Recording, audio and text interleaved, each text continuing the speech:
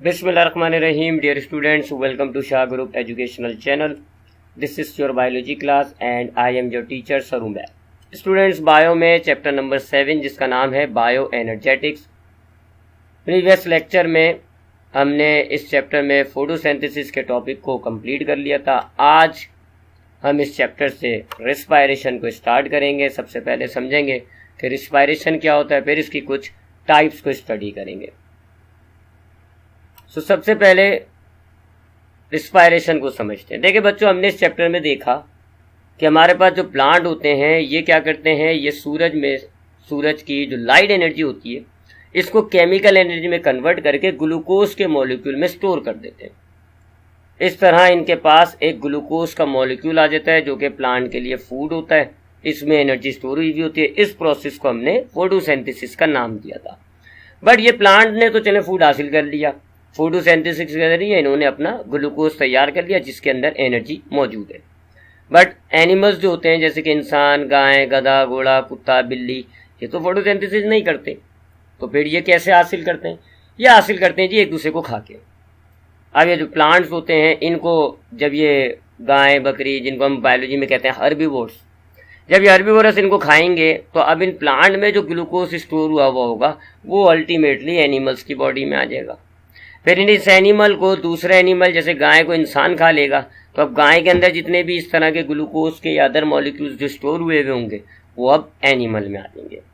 तो यूं कहने को फोटोसिंथेसिस के जरिए सिर्फ प्लांट ने एक energy rich food molecule prepare किया, बट एक ऑर्गेनिज्म ने दूसरे को, दूसरे ने तीसरे को, इस तरह खा के अब आपके जितने भी लिविंग ऑर्गेनिज्म है सब के अंदर ये एनर्जी रिच फूड मॉलिक्यूल्स पहुंच जाते हैं। ठीक है, अभी इसमें ग्लूकोज भी होगा, बाकी भी होंगे, हम अभी सिर्फ ग्लूकोज के हद तक रहते हैं। तो ग्लूकोज जो है प्लांट ने खुद बनाया और बाकी एनिमल्स ने एक दूसरे को खा के इन ग्लूकोज को अपनी बॉडी में जमा कर लिया। तो अब चले सारे लिविंग ऑर्गेनिजम्स के अंदर ग्लूकोज आ गया। अब सवाल ये पैदा होता है कि अब अगर इन एनिमल्स को, इन प्लांट्स को इस ग्लूकोज के अंदर छुपी एनर्जी को निकालना है, इस्तेमाल करना है अगर उस एनर्जी को, तो ये कैसे इस फूड एनर्जी को रिलीज करेंगे? सो इसका जवाब है रेस्पायरेशन। रेस्पायरेशन एक ऐसा फिनोमिना होगा जिसके जरिए ऑर्गेनिजम्स, चाहे वो प्लांट्स हो चाहे वो एनिमल्स हो, ग्लूकोज के अंदर छुपी एनर्जी को रिलीज करते हैं, निकालते हैं ताकि उस एनर्जी को इस्तेमाल में ला सकें। ये क्या होता है रेस्पायरेशन? ग्लूकोज का जो मॉलिक्यूल है जिसके बॉन्ड्स में, जिसके अंदर एनर्जी स्टोर हुई हुई है, ये ग्लूकोज का मॉलिक्यूल ब्रेक किया जाता है।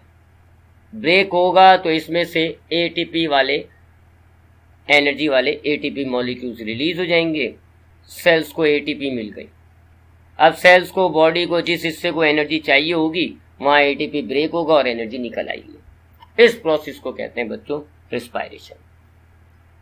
क्या है रेस्पायरेशन? ग्लूकोज को तोड़ना ताकि उसके अंदर जितनी भी एनर्जी है एटीपी मॉलिक्यूल्स की शक्ल में रिलीज हो जाए, सेल या हमारी बॉडी इस एनर्जी को इस्तेमाल कर सके। इस प्रोसेस को हम कहते हैं respiration. Process of breaking down glucose molecule to release energy in the form of ATP is called respiration. यानी फोटोसिंथेसिस के जरिए आपने एनर्जी वाला ग्लूकोज मॉलिक्यूल बनाया, एक ऑर्गेनिज्म ने दूसरे को, दूसरे ने तीसरे को खा के इस ग्लूकोज को अपनी बॉडी में जमा कर लिया और फिर रेस्पायरेशन की मदद से इन प्लांट्स ने, एनिमल्स ने इस ग्लूकोज, इस एनर्जी वाले ग्लूकोज मॉलिक्यूल को ब्रेक करके इसमें छुपी एनर्जी रिलीज कर ली, निकाल ली और फिर इस्तेमाल कर लेंगे इसको। This is called respiration. Break down of glucose is called respiration. Photosynthesis की तरह ये एक सेलुलर प्रोसेस है। सेलुलर प्रोसेस का मतलब सेल्स के अंदर होता है। फोटोसिंथेसिस भी तो सेलुलर था। सेल्स के अंदर एक ऑर्गेनल था क्लोरोप्लास्ट, वहां हो रहा था फोटोसिंथेसिस। सब रेस्पायरेशन एक सेलुलर प्रोसेस है। ये सेल्स के अंदर एक बीन शेप का ऑर्गेनल होता है जिसको हम कहते हैं माइटोकॉन्ड्रिया, यहां होता है रेस्पायरेशन।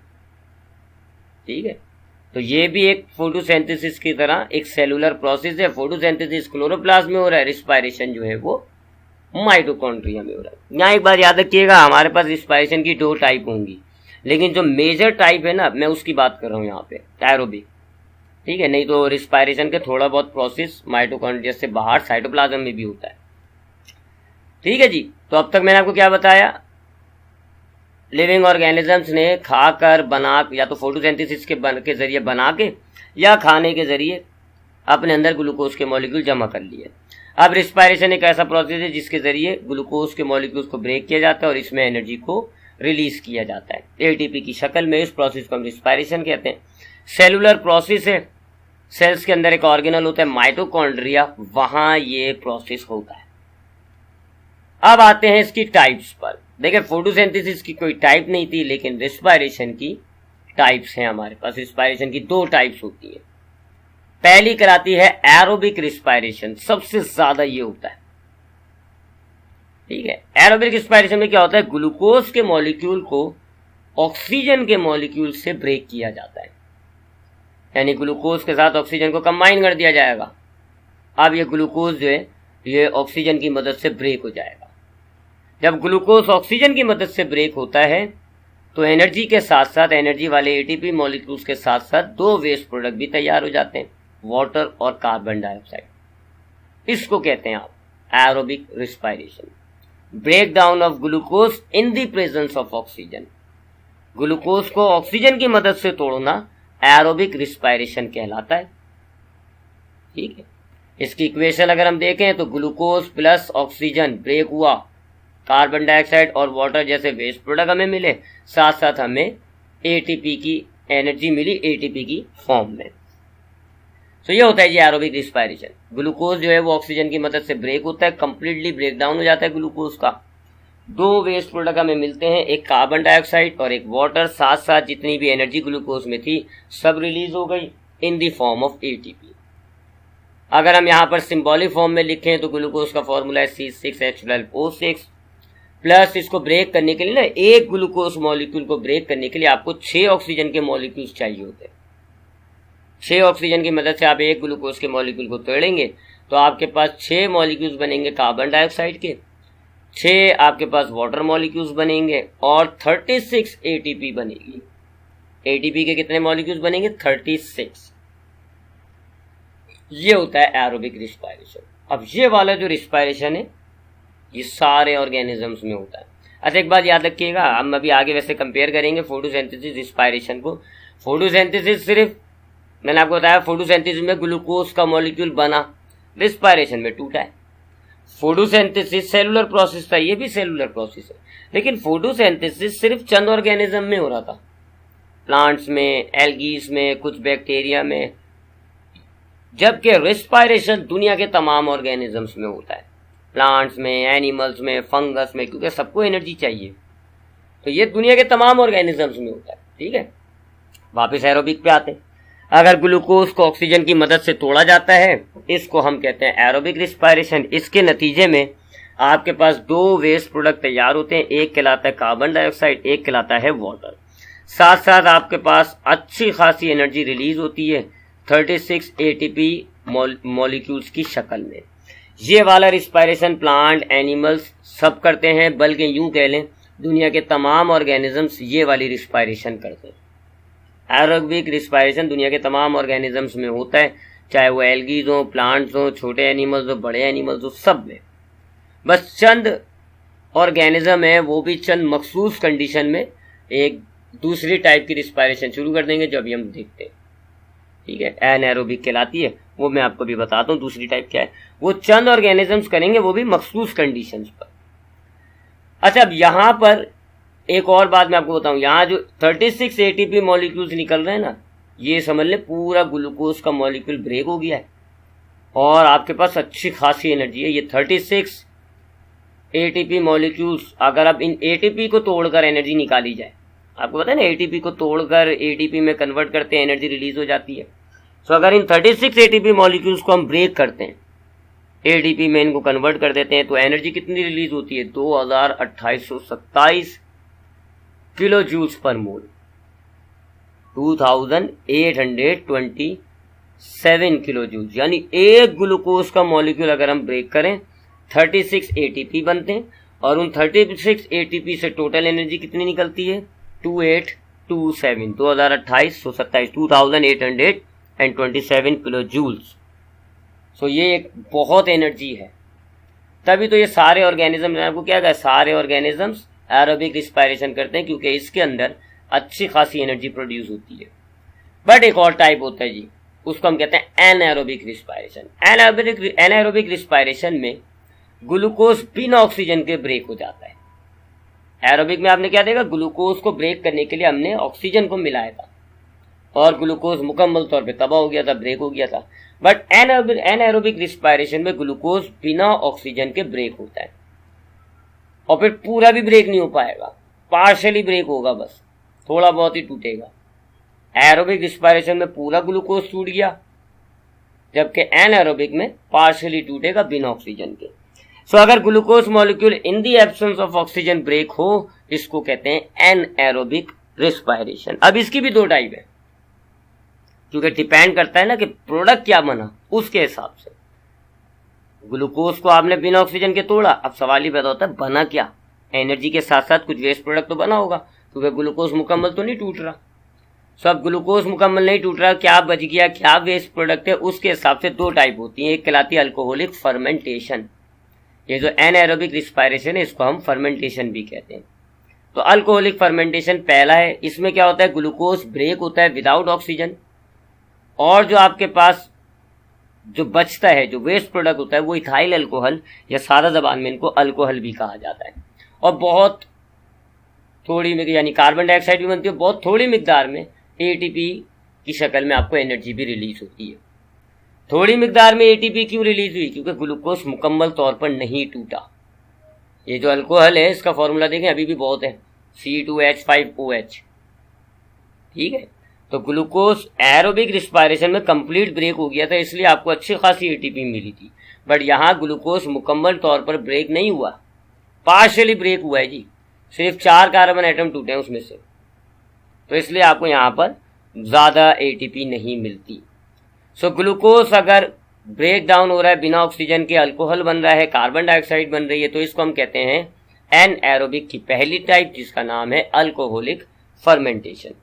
ये वाला फर्मेंटेशन कुछ खास कंडीशंस पर बैक्टीरिया और फंगस करते हैं। खास कंडीशन से मुराद जब उनके एनवायरनमेंट में ऑक्सीजन ना हो, तब वो इस वाली रिस्पायरेशन को शुरू कर देंगे। दायरे ऑक्सीजन नहीं है, क्या करेंगे, बिना ऑक्सीजन के तोड़ेंगे, ठीक है। तो अल्कोहलिक फर्मेंटेशन बैक्टीरिया और फंगस में होती है। और दूसरी टाइप जो एनारोबिक रिस्पायरेशन की, उसको हम कहते हैं लैक्टिक एसिड फर्मेंटेशन। इसमें ग्लूकोज जब ब्रेक होता है बिना ऑक्सीजन के, तो अल्कोहल के बजाय लैक्टिक एसिड बनता है, साथ साथ कुछ एटीपी के मॉलिक्यूल्स बनते हैं। ग्लूकोज है C6H12O6, जब इसको ब्रेक करेंगे तो 2 लैक्टिक एसिड्स बनते हैं, C3H6O3, बिल्कुल आधा फॉर्मूला है। ग्लूकोज 2 हिस्सों में टूट गया, थोड़ी बहुत एटीपी निकल आती है। ये वाला जो लैक्टिक एसिड फर्मेंटेशन है, ये आपको बैक्टीरिया के साथ साथ इंसान और एनिमल्स में भी मिलेगा। एक तो बैक्टीरिया में होगा, वही ऑक्सीजन की कमी है, तो बैक्टीरिया जो है वो लैक्टिक एसिड फर्मेंटेशन शुरू कर देगा। मिसाल के तौर पे दूध को दही बनाने में जिन बैक्टीरिया का इस्तेमाल किया जाता है, लैक्टोबैसिलाई कहा जाता है, वो ये वाली फर्मेंटेशन करते हैं, लैक्टिक एसिड। अच्छा, इंसानों में भी, वैसे इंसानों में तो एरोबिक रिस्पायरेशन होता है, बट एक्सरसाइज के दौरान जब हम भाग दौड़ कर रहे होते हैं तो हमारे मसल्स बहुत ज़्यादा वर्क कर रहे होते हैं। जैसे अगर आप भाग रहे हैं, रेस लगा रहे हैं, दौड़ रहे हैं, तो आपके जो पैर के मसल्स हैं वो बहुत ज़्यादा वर्क कर रहे हैं। बहुत ज़्यादा वर्क करने के लिए इन्हें इतनी एनर्जी चाहिए, बहुत एनर्जी चाहिए। उसके लिए इनके पास ऑक्सीजन इतनी नहीं होती है, मसल्स में इतनी ऑक्सीजन नहीं होगी जितनी एनर्जी चाहिए। तो मसल सेल्स क्या करते हैं जी, ग्लूकोज को बिना ऑक्सीजन के ब्रेक करना शुरू कर देते हैं, क्योंकि ऑक्सीजन नहीं है, ऑक्सीजन के आने का थोड़ी इंतजार करेंगे। तो मसल्स को बहुत ज़्यादा एनर्जी चाहिए होती है ड्यूरिंग रिस्पायरेशन, बट ऑक्सीजन की कमी हो जाती है, जिसकी वजह से मसल्स जो है वो लैक्टिक एसिड फर्मेंटेशन शुरू कर देते हैं। इसी तरह कुछ हमारे ऐसे ऑर्गेनिजम्स होते हैं जो हमारे एंडोपैरासाइट होते हैं, हमारी बॉडी के अंदर रह रहे होते हैं। अब हमारी बॉडी के अंदर उनको ऑक्सीजन तो नहीं मिलेगी, लिहाजा वो भी तो यही वाली फर्मेंटेशन कर रहे होते हैं। तो ये बस चंद खास मामलात में जब ऑक्सीजन ना हो तब ऑर्गेनिजम्स कर रहे होते हैं। अब आते हैं इन दोनों की जरा इंपॉर्टेंस देख लेते हैं। पहले एरोबिक रिस्पायरेशन की इंपॉर्टेंस देखते हैं। एरोबिक रिस्पायरेशन के अंदर ग्लूकोज ऑक्सीजन की मदद से ब्रेक हुआ है और मुकम्मल ब्रेक हो गया, लिहाजा बहुत ज़्यादा मिकदार में एनर्जी हासिल होती है एरोबिक रिस्पायरेशन के जरिए। पहला इंपॉर्टेंस ये हो गया कि एरोबिक रिस्पायरेशन अच्छी खासी एनर्जी प्रोड्यूस करके देता है लिविंग ऑर्गेनिजम्स को। इसके अलावा carbon dioxide oxygen cycle maintain हो रही है, ठीक है। अब एरोबिक रिस्पायरेशन में हवा की ऑक्सीजन इस्तेमाल हो जाती है, कार्बन डाइऑक्साइड रिलीज हो जाती है, फिर इसको फोटोसिंथेसिस से जोड़ दें तो फोटोसिंथेसिस में कार्बन डाइऑक्साइड इस्तेमाल हो जाएगी, ऑक्सीजन निकल आएगी, फिर रिस्पायरेशन में ऑक्सीजन इस्तेमाल हो जाएगी, कार्बन डाइऑक्साइड रिलीज हो जाएगी, एक साइकिल बन जाएगी। इसको हम कहते हैं carbon oxygen cycle. So carbon oxygen cycle जो आपकी नेचर में मौजूद है वो दो प्रोसेस से हो रही होती है, फोटोसिंथेसिस और रिस्पायरेशन। उसके बाद नेक्स्ट इंपॉर्टेंस है कि जो आपकी कार्बन डाइऑक्साइड यहाँ रिलीज हो रही है फिर वो प्लांट के लिए जरूरी है ना, फोटोसिंथेसिस के लिए। सो प्लांट को एक गैस चाहिए होती है, कार्बन डाइऑक्साइड गैस। रिस्पायरेशन के जरिए आप वो गैस प्रोड्यूस करते हो तो इनडायरेक्टली आप प्लांट को फोटोसिंथेसिस में हेल्प कर रहे होते हो। और फिर इसके अलावा एक और इम्पोर्टेंस है, यहाँ पर आपने देखा दो वेस्ट प्रोडक्ट बने थे। अगर आप ग्लूकोज को ऑक्सीजन की मदद से ब्रेक करते हैं तो कार्बन डाइऑक्साइड के साथ वाटर भी तो निकलता है। वाटर वेस्ट प्रोडक्ट है, निकल गया, रिलीज हो गया, बट फिर वो एक यूजफुल कंपाउंड है अदर लिविंग ऑर्गेनिजम्स के लिए। अब आते हैं एनारोबिक रिस्पायरेशन की इंपॉर्टेंस की तरफ, ठीक है। एनारोबिक रिस्पायरेशन पहली बात है हर ऑर्गेनिज्म नहीं करता, चंद ऑर्गेनिजम्स करते हैं और ये उनकी सर्वाइवल टेक्निक होती है, क्योंकि ये वो ऑर्गेनिज्म करते हैं जैसे बैक्टीरिया, फंगस, टेपवर्म। ये ऐसे ऑर्गेनिज्म है कि इनके एनवायरनमेंट में ऑक्सीजन की कमी है या है ही नहीं। अब ऑक्सीजन ना होने की वजह से ये एरोबिक रिस्पायरेशन तो कर नहीं सकते, लेकिन ग्लूकोज ब्रेक करके एनर्जी चाहिए। सो एनारोबिक रिस्पायरेशन इनको ऐसे हालात में, ऐसे एनवायरनमेंट में सर्वाइव कराता है, बचाता है। अगर एनारोबिक रिस्पायरेशन नहीं होती तो फिर ये ऑर्गेनिज्म उस एनवायरनमेंट में मर जाते। इसके अलावा एंडोपैरासाइट जो होते हैं, हमारी बॉडी के अंदर जो पैरासाइट रह रहे होते हैं जैसे टेपवर्म वगैरह, वो भी हमारी बॉडी के अंदर एनारोबिक रिस्पायरेशन पर डिपेंड होते हैं। अगर एनारोबिक रिस्पायरेशन नहीं करते तो वो फिर वहाँ ऑक्सीजन नहीं होती, रिस्पायरेशन नहीं कर पाते। उसके अलावा एक्सरसाइज के दौरान, मैंने आपको बताया एक्सरसाइज के दौरान आपके मसल्स को एनर्जी ज़्यादा चाहिए होती है और ऑक्सीजन की कमी हो जाती है। सो फिर आपके मसल्स जो हैं एनर्जी डिमांड को पूरी करने के लिए एनएरोबिक रिस्पायरेशन शुरू कर देते हैं, जिससे इतनी एनर्जी पैदा हो जाती है जितनी एनर्जी चाहिए। उसके अलावा बहुत सारे हमारे इंडस्ट्री में प्रोडक्ट्स हम जो है वो एरोबिक रिस्पायरेशन के जरिए बनाते हैं। मिसाल के तौर पे इथाइल अल्कोहल बनता है, लैक्टिक एसिड बनता है, ब्यूटानॉल बनता है। ये सारा जो होता है कि जी लिविंग ऑर्गेनिज्म या उनके प्रोसेस का इस्तेमाल करके जो प्रोडक्ट तैयार किए जा रहे होते हैं, ये बायोलॉजी में एक ब्रांच होती है बायो एनर्जेटिक्स, वहाँ पर स्टडी किया जाता है। तो बायो एनर्जेटिक्स में एनारोबिक रिस्पायरेशन बहुत इस्तेमाल हो रहा है। बायो एनर्जेटिक्स में हम एनारोबिक रिस्पायरेशन का इस्तेमाल करके बहुत सारे प्रोडक्ट्स तैयार कर रहे होते हैं। इसके अलावा डेयरी इंडस्ट्री जो होती है, दूध, दही, बटर, चीज़ वगैरह, उसको बनाने में भी वो भी वही है, बायोटेक्नोलॉजी है वो, और वहाँ पर भी हम एनारोबिक रिस्पायरेशन का इस्तेमाल करते हैं। इसी तरह जो शराब, बियर वगैरह की जो इंडस्ट्रीज होती हैं, ये शराब और बियर बनाने में भी हमें जो है वो एनारोबिक रिस्पायरेशन का सहारा लेना पड़ता है।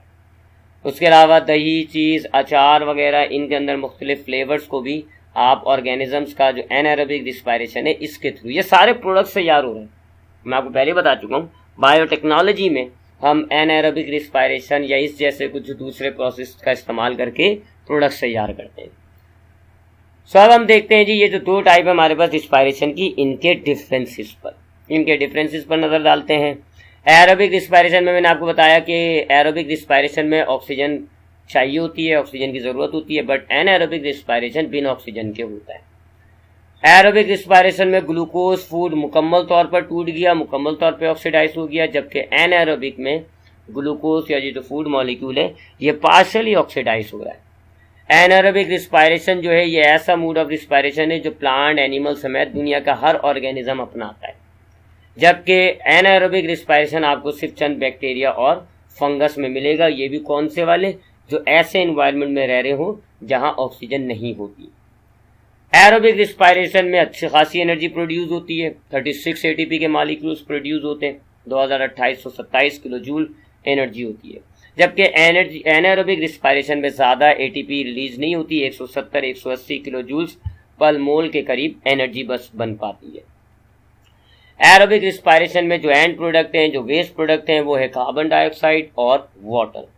जबकि एनएरोबिक में डिपेंड करता है कौन सी टाइप है। अगर अल्कोहलिक हो रहा है तो फिर अल्कोहल और कार्बन डाइऑक्साइड होगा, और अगर लैक्टिक एसिड वाली फर्मेंटेशन हो रही है तो फिर लैक्टिक एसिड होगा।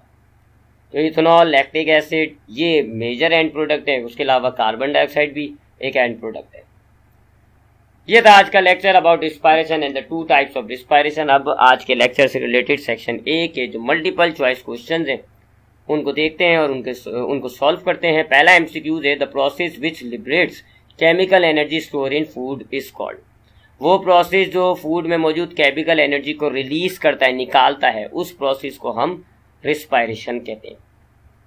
Break down of food molecule to release energy is called. Food molecule को तोड़कर उसके अंदर मौजूद एनर्जी को रिलीज करना क्या कहलाता है बच्चों? तो ये कहलाता है respiration. It is an anabolic process. इनमें से कौन सा एनाबॉलिक प्रोसेस है? पिछले एंजाइम्स के चैप्टर में आपने पढ़ा कि हमारी बॉडी में दो तरह का मेटाबॉलिज्म होता है। लिविंग ऑर्गेनिज्म में दो तरह का मेटाबॉलिज्म होता है। एक वो जिसमें छोटे छोटे मॉलिक्यूल्स जुड़ते हैं और एक बड़ा मॉलिक्यूल तैयार हो जाता है, उसको कहते हैं आप एनाबॉलिज्म या एनाबॉलिक। और बड़ा मॉलिक्यूल टूट रहा होता है, छोटे छोटे मॉलिक्यूल्स में ब्रेक डाउन हो रहा होता है, तो उसको हम कहते हैं कैटाबॉलिक। तब इस वजह से पूछा जा रहा है एनाबॉलिक कौन सा है? रिस्पायरेशन तो कैटाबॉलिक हुआ ना, क्योंकि इसमें ग्लूकोज तो ब्रेक हो रहा है, टूट रहा है, छोटे छोटे टुकड़े हो रहे हैं। ऑक्सीडेशन ऑफ फूड तो वो भी, ग्लूकोज भी तो ब्रेक हो रहा है। जबकि फोटोसिंथेसिस एक एनाबॉलिक प्रोसेस है, क्योंकि छोटे छोटे दो मॉलिक्यूल्स थे, कार्बन डाइऑक्साइड और वाटर, ये कंबाइन होकर एक बड़ा मॉलिक्यूल बना रहे थे, glucose. So photosynthesis is the anabolic process. In the oxidation process, 14,135 kilojoules energy is released. How many moles of glucose consumed during this process? कह रहे हैं जी कि आपने कुछ ग्लूकोज को ऑक्सीडाइज किया, रिस्पायरेशन की मदद से आपने उसको ब्रेक किया और आपको कितनी एनर्जी रिलीज हुई? 14,135 किलो जूल्स। सब आपको ये बताना है कि इतनी एनर्जी के लिए कितना ग्लूकोज का मोल ब्रेक हुआ होगा। 1, 3, 5 या 10। तो मैंने आपको बताया बच्चों, एक ग्लूकोज का मोल जब ब्रेक होता है तो 2827 किलो जूल्स एनर्जी रिलीज होती है। एक मोल से कितनी मिल रही है आपको? 2827। यहाँ कितनी एनर्जी है? 14,135। तो अगर हम इन दोनों वैल्यूज को डिवाइड कर दें, 14,135 को डिवाइड कर दें 2827 यानी 2827 से, तो आपको जवाब मिल जाएगा 5 ग्लूकोज कंज्यूम होंगे तो इतनी एनर्जी बनती है। एक की 2827 है, इससे अंदाजा लगा लें 2 की कितनी होगी, 3 की कितनी होगी, 4 की कितनी होगी, 5 की इतनी होती है। अगला है जी, aerobic respiration take place in the presence of. Aerobic respiration किसकी मौजूदगी में होता है? ऑक्सीजन की मौजूदगी में होता है। Alcohol is produce during the process. Alcohol किस प्रोसेस में तैयार होता है? एरोबिक, फोटोसिंथेसिस, एनएरोबिक या नन ऑफ दिस? तो बच्चों आपने पढ़ा एनएरोबिक, टाइप दी आपने एक अल्कोहलिक फर्मेंटेशन। अब आते हैं section B, short question answers की तरफ। पहला क्वेश्चन है define respiration, name its type. Respiration define करना है और उसकी टाइप्स के नाम लिखने हैं। तो आपने रिस्पायरेशन की डेफिनेशन लिखी, process of breaking down food molecule to release energy in the form of ATP is called respiration. It is a cellular process, so it is also termed as cellular respiration. There are two types of respiration, aerobic respiration, anaerobic respiration, जिसको हम fermentation भी कहते हैं. Question number 2, define aerobic respiration. Write the equation. Aerobic respiration को और इसकी equation को define करना है. Breakdown of food molecule in the presence of oxygen to release energy is called aerobic respiration. Most organisms perform aerobic respiration. In aerobic respiration, single molecule of glucose break down completely to release carbon dioxide, water and 2827 kilojoules per mole of energy in the form of 36 ATP. नीचे आपने aerobic respiration की equation लिखी। अब question number 3, write some importance of aerobic respiration. आपको कुछ aerobic respiration के importance बताने, ये वो इंपॉर्टेंस है जो मैं आज के लेक्चर में पढ़े, नोट कर लिएगा यहाँ से। क्वेश्चन नंबर 4 पे आते हैं, write some use of respiration energy. Respiration के नतीजे में जो आपको एनर्जी मिलती है, लिविंग ऑर्गेनिज्म इसको कहाँ का इस्तेमाल करता है, कुछ आपको बताना है। सो हमने बताया energy is required during the process of cell division and the movement of chromosome. Cell division आपने पढ़ा ना सेल साइकिल के अंदर। सो सेल डिवीजन के दौरान एनर्जी चाहिए होती है, क्रोमोसोम्स की मूवमेंट होती है वहाँ पे, उसके लिए आपको एनर्जी चाहिए होती है।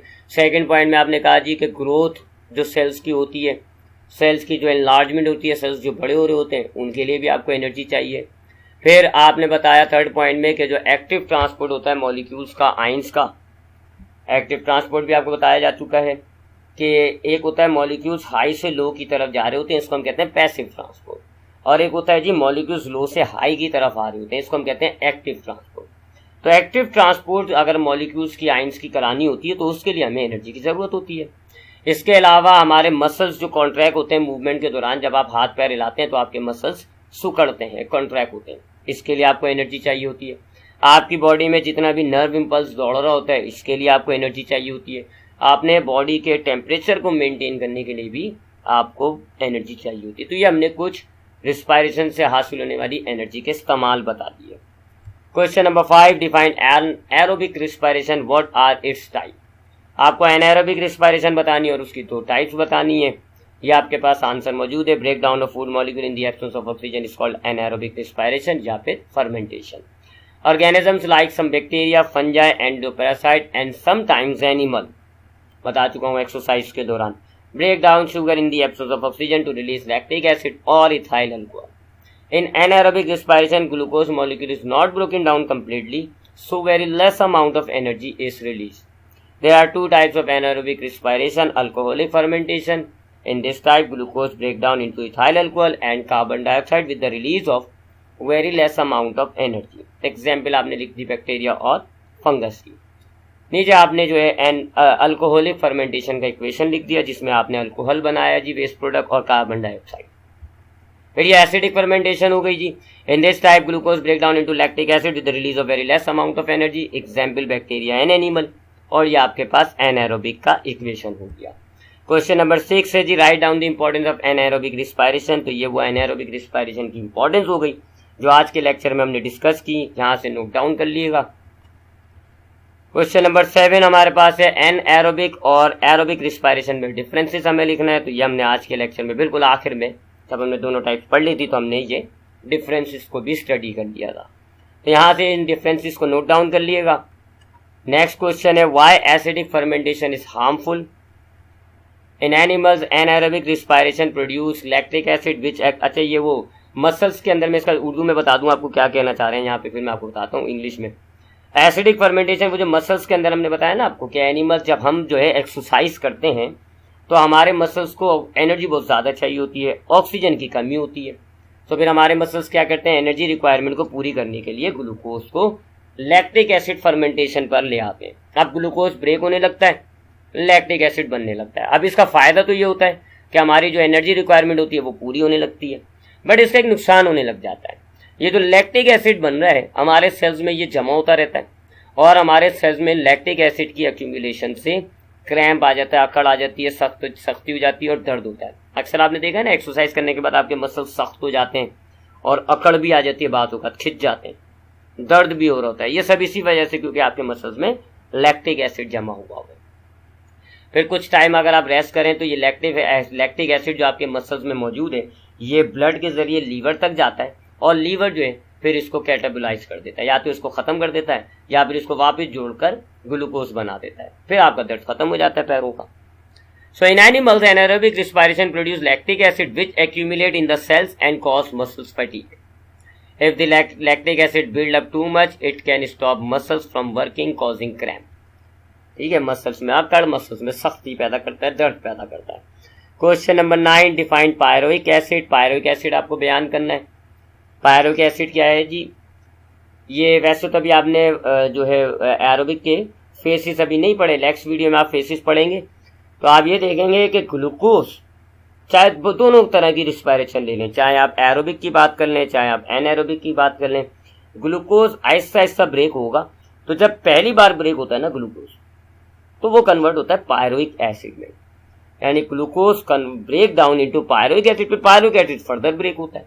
इसका फॉर्मूला होता है C3H4O3। So during glycolysis of respiration, glucose molecule break down into 2 molecules of colorless organic liquid called pyroic acid. It is a 3 carbon containing compound having molecular formula C3H4O3. So ये था आज का lecture about the respiration and its 2 type। इंशाल्लाह next class में respiration का mechanism study करेंगे। ख्याल रखिएगा अपना, अल्लाह हाफिज़।